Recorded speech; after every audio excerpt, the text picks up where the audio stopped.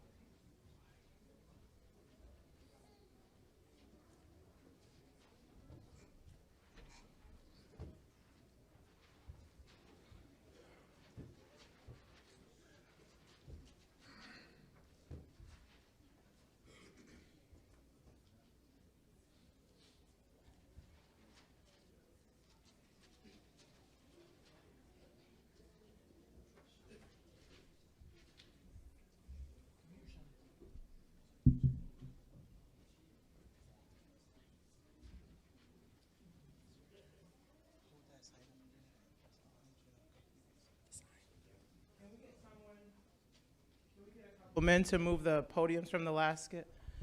No, that's not our tree.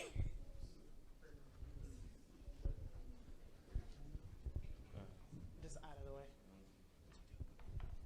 And that's, you can go sit. And this stand.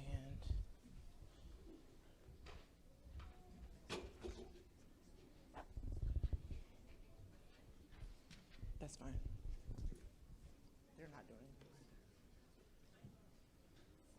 They don't need to see it. Oh, I see what you're saying. It'll all be, let's pull this over some. Yeah, it's supposed to bring both parts. Sorry.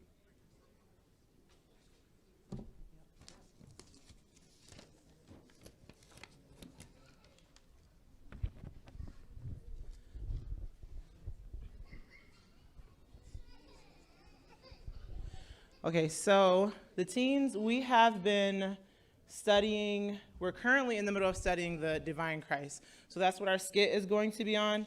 The beginning will cover Eternal God, and the second part will cover the Divine Christ, and then we'll do some memory work, and we'll go from there, all right?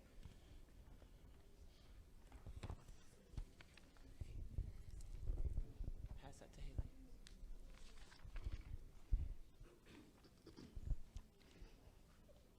Scene 1, the pre-existent Christ.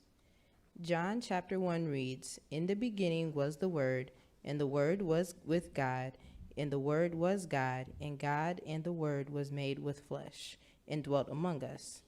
And we beheld his glory, the glory as of the one and only begotten of the Father, full of grace and truth."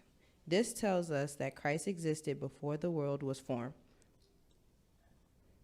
In Genesis chapter 1, we learn of the creation of the world and mankind.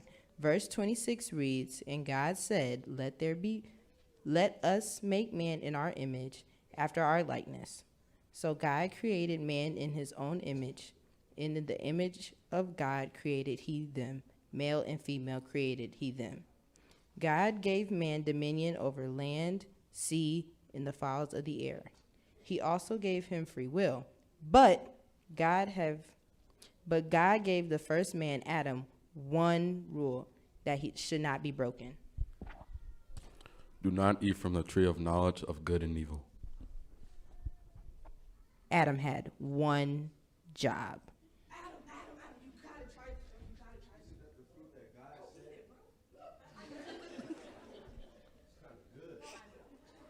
Adam and Eve fell in the garden and caused a breach in the fellowship between God and man. Because of the sin of disobedience, all mankind are now born after the fallen nature of Adam, with the seed of sin in their hearts. Side note, although God is a just God, he still showed mercy unto Adam and Eve. God had a plan to restore the hearts of man back to fellowship with him. This leads us to the prophetic Christ.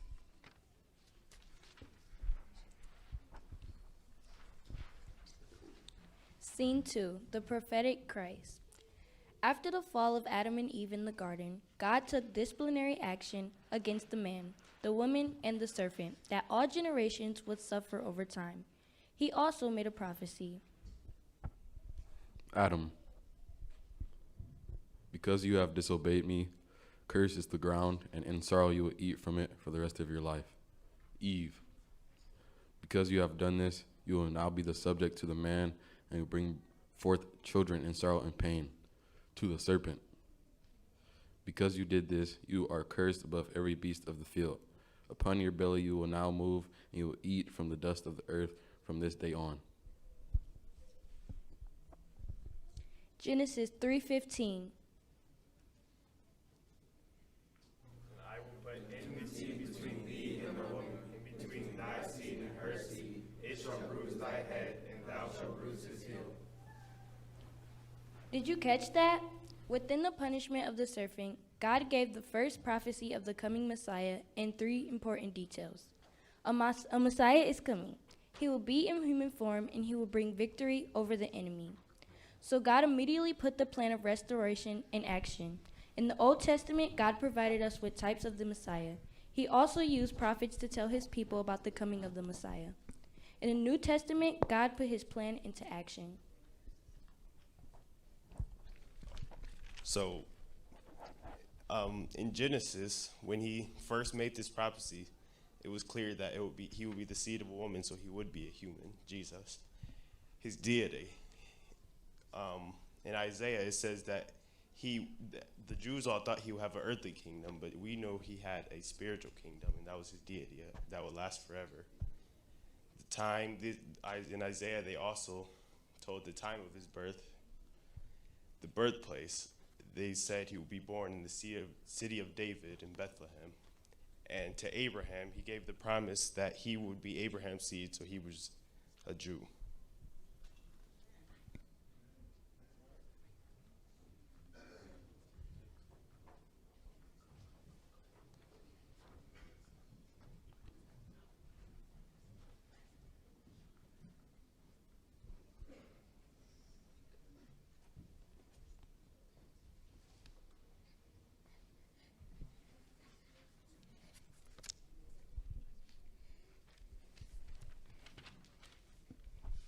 In the New Testament, God put his plan into action.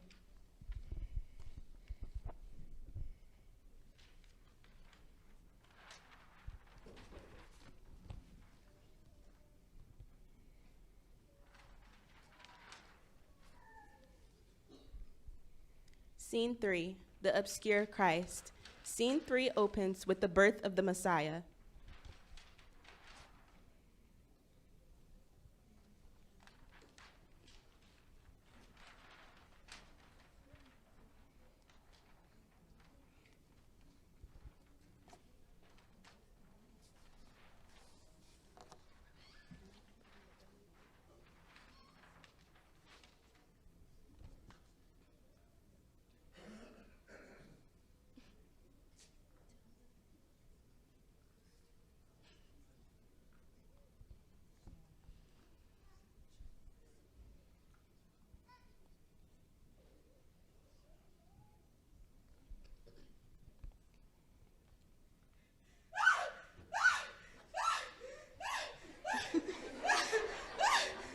I'm sorry, but we're full. But my wife is in labor. We're full, sir. Joseph, pregúntale si no tiene otro lugar. Sir, is there anywhere else that we can stay? The only private place is the stable. The The stable. So the Messiah was born just as God promised. Mary and Joseph took him to the temple to present him back to God. The plan was moving forward. However, there was one problem. Problem with a capital H, King Herod.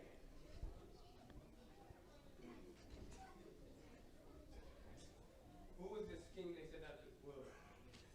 No. Who was this king they said that would destroy my temple? Mine.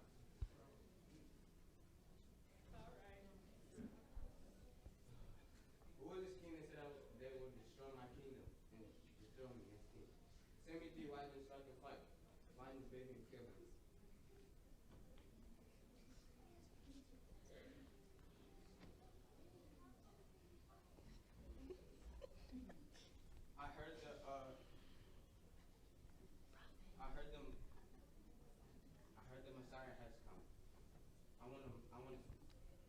meet this baby. I want you three to find him, and when y'all do, let me know so I can worship.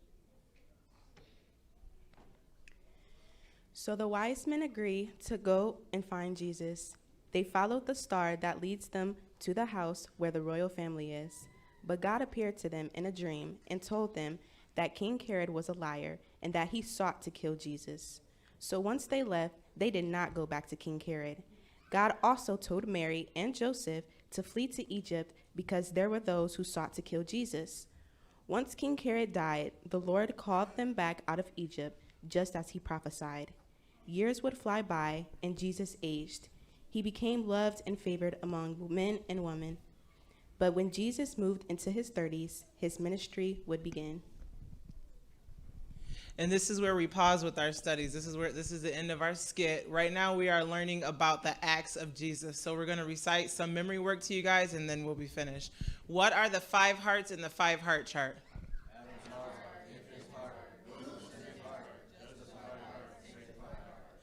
What is Genesis 3:15?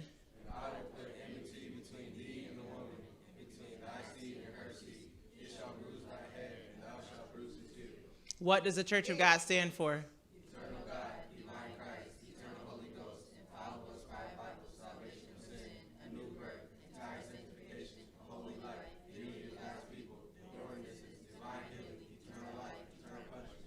That concludes our presentation. Thank you.